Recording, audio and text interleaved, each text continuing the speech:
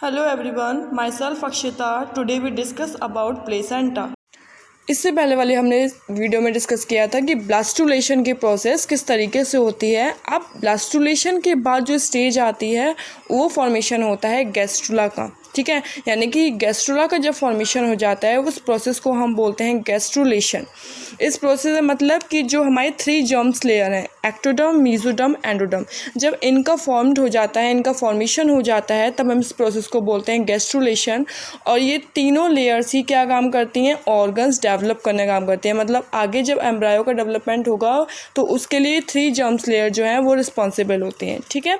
तो इस पूरी स्टेज को हम बोलते हैं गैस्ट्रुलेशन, ठीक है। अब हम बात करते हैं प्लेसेंटा की। प्लेसेंटा क्या होता है? तो प्लेसेंटा एक ऐसा कनेक्शन होता है जिसमें फीटस और मदर की यूटेराइन वॉल में मटेरियल एक्सचेंज की प्रोसेस होती है, ठीक है। वो एक प्लेस मतलब प्लेसेंटा एक ऐसी प्लेस बन जाती है जिसमें फीटस और यूटेराइन मदर की जो यूटेराइन वॉल होती है उनके बीच में एक कनेक्शन फॉर्म्ड हो जाता है, जिनके थ्रू ही जो मटेरियल है, फूड मटेरियल है, वो पास आउट होता है, ठीक है। तो उसे हम बोलते हैं प्लेसेंटा।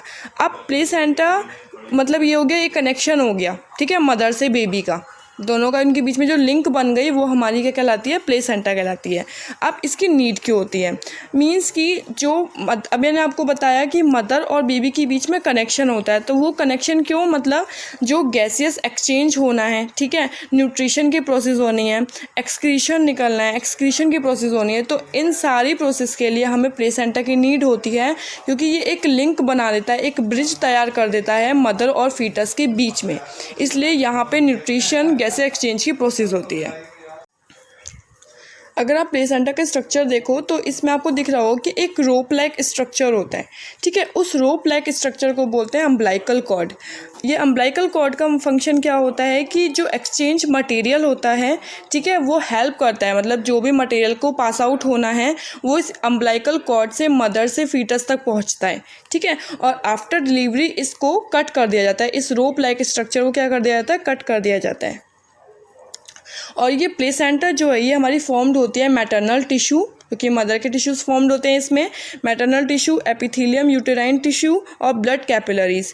ब्लड कैपिलरीज की वजह से ही क्या होता है, गैसियस एक्सचेंज, मतलब CO2 बाहर निकलना, ठीक है। इन सब की प्रोसेस जो होती है वो इन ब्लड कैपिलरीज की वजह से होती है। तो इन ब्लड कैपिलरीज का बहुत ज़्यादा इंपॉर्टेंट रोल होता है प्लेसेंटा में। तो ये भी फॉर्म्ड होती है, इसकी वजह से ही हमारी फीटस और मदर के बीच में जो लिंक बना है उसके बीच में गैसियस एक्सचेंज की प्रोसेस होती है। अब ये जो प्लेसेंटा होता है, ठीक है, इस प्लेसेंटा जो है ये एक्स्ट्रा एम्ब्रियोनिक मेम्ब्रेन से फॉर्म्ड होता है। मींस कि यहाँ पे 4 मेम्ब्रेन्स कंसिस्ट होती हैं, बहुत ज़्यादा इंपॉर्टेंट है ये मेम्ब्रेन। तो अगर मैं फर्स्ट मेम्ब्रेन की बात करूँ तो वो है हमारा एमनियन। एमनियन क्या करता है, एमनियन फीटस को कवर करने का काम करता है। मींस कि जहाँ फीटस के चारों ओर जो चारों तरफ जो लेयर प्रेजेंट है वो कौन सी हो गई, हमारी एमनियन हो गई।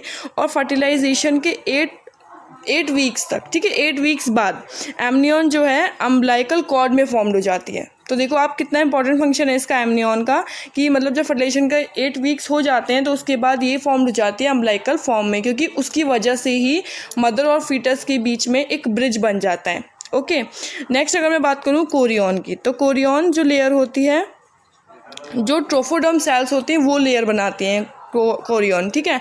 मतलब पूरी तरह सराउंडिंग का काम जो होता है वो ट्रोफोडर्म लेयर बाद में चेंज हो जाती है कोरियन में, ठीक है। और ट्रोफोडर्म सेल से ही जो फिंगर लेग प्रोजेक्शन निकलते हैं जिन्हें हम बोलते हैं विलाई, ये फीटस को क्या करते हैं, फीटस बोल लीजिए एम्ब्रायो को प्रोटेक्ट करने का काम करते हैं, कोई भी इंजरी होने से बचाते हैं। तो ये विलाई जो प्रेजेंट होते हैं, लेकिन 4 मंथ के बाद क्या होता है कि ये जो विलाई होते हैं डिसअपियर हो जाते हैं, ठीक है। नेक्स्ट मैं मेम्ब्रेन की बात करूँ तो वो है हमारा यॉक सैक। यॉक सैक क्या होता है, यॉक सैक लार्ज रहता है, बहुत पहले तो बहुत लार्जर होता है, लेकिन बाद में आप देखोगे कि एक पाउच लाइक स्ट्रक्चर बन जाता है, उसको हम बोलते हैं यॉक सैक। और यॉक सैक इसलिए ज़्यादा इंपॉर्टेंट लेयर होती है क्योंकि जो हमारा RBC का प्रोडक्शन होता है वो यॉक सैक में सबसे पहले होता है, ठीक है। तो सबसे पहले यॉक सैक के थ्रू RBC का प्रोडक्शन होता है। नेक्स्ट मैं लेयर की बात करूँ वो है हमारी एलेंटॉइस।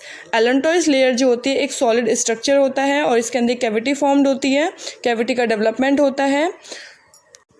नेक्स्ट अगर मैं लेयर की बात करूँ तो वो है हमारी एलेंटॉइस लेयर। एलेंटॉइस लेयर एक सॉलिड स्ट्रक्चर होता है जिसमें एक कैविटी फॉर्म्ड होती है, कैविटी का डेवलपमेंट होता है और इसके थ्रू ही क्या होता है कि प्लेसेंटा और फीटस के बीच में एक ये मतलब लिंक ब्रिज का काम करती है एलेंटॉइस, ठीक है। क्यों? क्योंकि यहाँ से जो एक्सक्रीटरी वेस्ट प्रोडक्ट होते हैं वो बाहर निकलते हैं, तो ये लिंक उस तरीके से काम करती है जिसमें ये लेयर प्रेजेंट होती है, जिनके अंदर उसमें ये काम करती है एक्सक्रीशन का, ठीक है, और एक्सक्रीटरी मटेरियल स्टोर करने का काम करती है।